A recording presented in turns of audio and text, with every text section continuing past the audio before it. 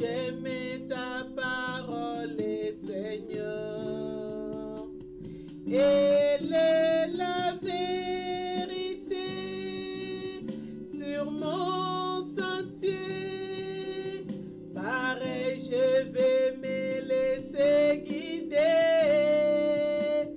et faire ta volonté sans murmurer, en espérant dans ta bonté.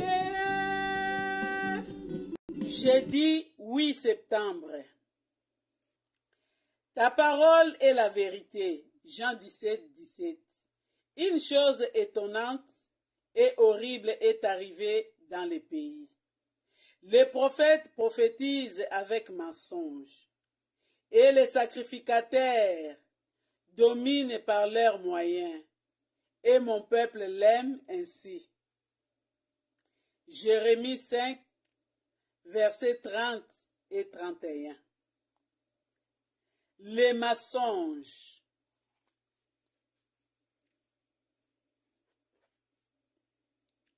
On est souvent surpris de voir avec quelle facilité les mensonges se fait accepter comme vrai, alors que la vérité n'est pas reçue.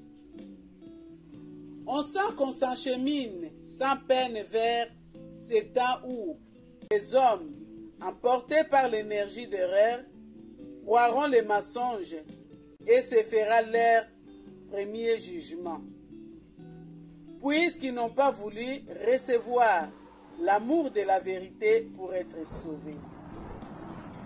2 Thessaloniciens 2, versets 10 à 12. Quand Dieu parle, bien peu nombreux sont ceux qui écoutent.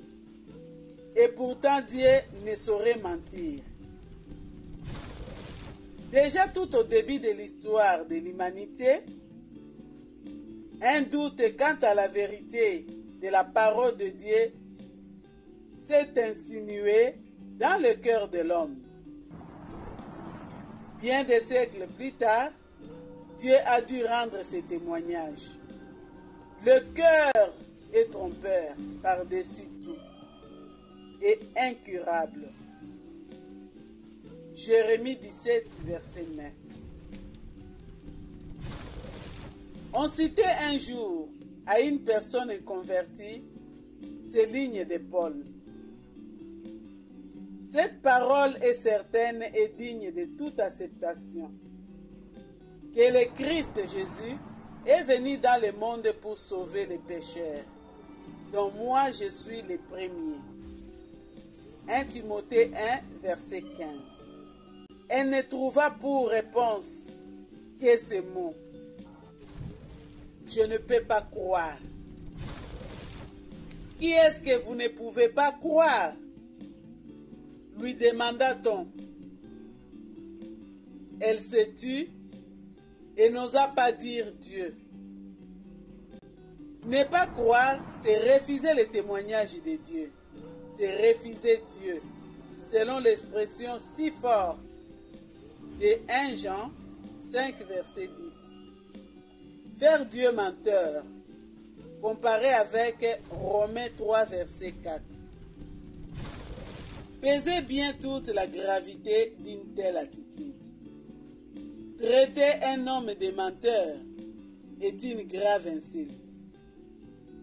Mais quel outrage ce serait que de faire Dieu menteur. Si vous persistiez, vous le comprenez bien, il n'y aurait pas de salut pour vous. Je crois